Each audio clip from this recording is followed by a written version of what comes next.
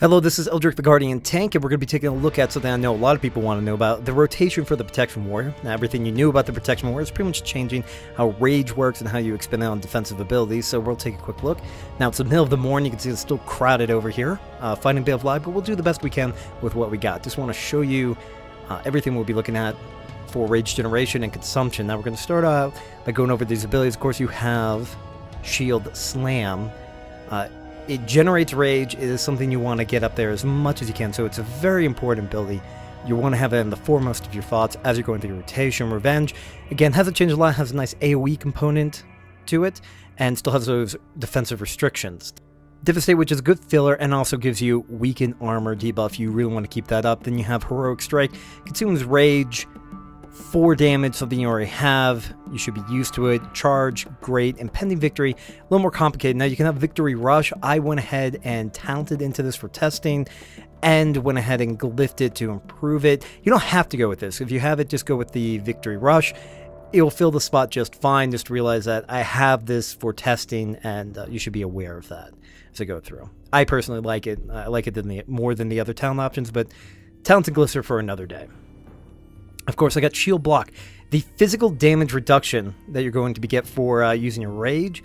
Very, very good stuff. You got Cleave.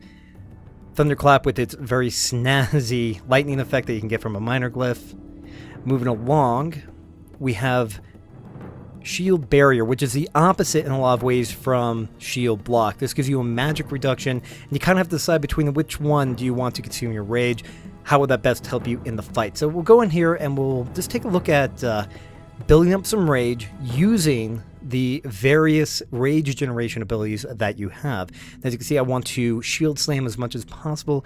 Use sword and board if I can to get that off cooldown. Now, I can't use revenge, obviously, because I'm not being hit, but just know if you block, parry, or dodge something, you'll have the opportunity to use that. Devastate, excellent filler here. Don't forget to occasionally throw in that impending victory, that victory rush. Good damage, and it helps your health a bit. It can't hurt. You know, monitoring your debuffs also very important. I do want to take a quick moment and just kind of remind you that victory rush, impending victory is there. I know I just talked about, but I kept forgetting about when I was practicing. I'm so big on my other abilities that I kind of forgot about. Now, also, you have your Heroic Strike. You know, that's good for damage. Occasionally, if your survivability isn't threatened, like you're not taking hits or you outgear the content, Heroic Strike is there to give you another benefit. Now, moving along, of course, you want to hit your Thunderclap, get that debuff out. Weakening blows is important. It's going to help you quite a bit in the long run. Now, as you can see here, I'm pretty maxed out on Rage. One thing you got to keep in mind is that with that Rage is how you want to use it. Now, Shield Block is the go-to. What that's going to allow you to do is block the next incoming melee attack, guaranteed, and they get 25% extra block. On top of that, anything over 100% then gets folded into critical block. So it really helps you out on the physical front for damage. Now, as you can see, I'm putting it up there. I'm not taking hits, so I'm not consuming that extra block, but just realize that's there. Now, of course, I have Shield Barrier.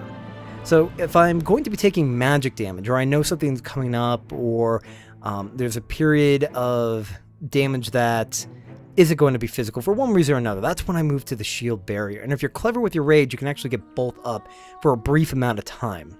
But that's the whole strategy behind this new raid system is, am I going to use Shield Block for physical, or am I going to use Shield Barrier for magical damage?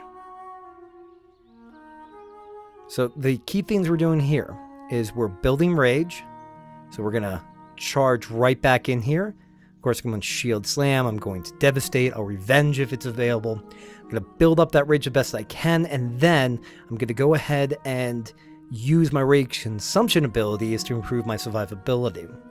Now keep in mind you have that passive in Rage. It's when you critically strike with a special ability, or you critically block, it puts you into an arrayed state, which allows normal hits to generate rage. So things like critical strike, hit, and expertise are survival stats, because without them, I can't get shield block or use shield barrier. So keep that in mind, that hitting is very important. Now, I'm mentally trying to say, like, okay, am I about to take magic damage? So mentally, I'm saying, what ability do I want to consume? Do I want to use rage for magic, or do I want to use it for physical? So I gotta actually stay mentally ahead, and I don't want to waste. So if I get the 60 rage to use something, more likely than not, I'm gonna want to use it, or I need to have the presence of mind to get ahead of it and be like, oh, hold on, the big damage isn't yet, it's coming up, now I need to use it. So pulling rage or expanding as quickly as you can is a strategic decision that each tank needs to make. And you get it quite a bit here with the warrior tank.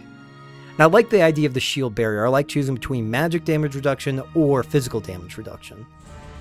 Both can really change how you're approaching a fight. How do I really want to handle this? And of course, I'm making sure I'm maintaining my various debuffs the best that I can. So it may feel at a period of time that like, hey, I'm not using nearly as many abilities as I did in the past, but the good thing is that the abilities that you are using have a real purpose, and you got to stay ahead of it and think about it.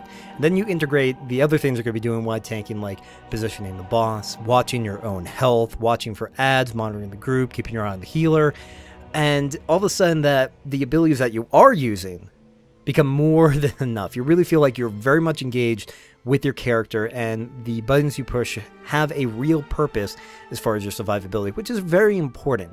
One complaint that I had about the warrior tank is you kind of just felt like you went out there and you went through a threat rotation, but it really didn't contribute to your survivability in any meaningful way. And now you really do get that feel. It's an excellent change from what we had in the past. Alright, so the warriors changed a great deal in this next expansion. Just keep in mind that the idea of attacking in order to defend is pretty much what the rage system is now. And it becomes quite an engaging experience when you're actually fighting mobs and everything. Just keep in mind, attack, defend. Feels like you have a far less number of abilities, but those abilities feel like they do a whole lot more for you. Alright, well, you can check out the Guardian Tank podcast, available on iTunes, and check out the other tutorial videos that we have here on our YouTube channel. Until next time, this is Eldoric The Guardian Tank, and thank you for joining us.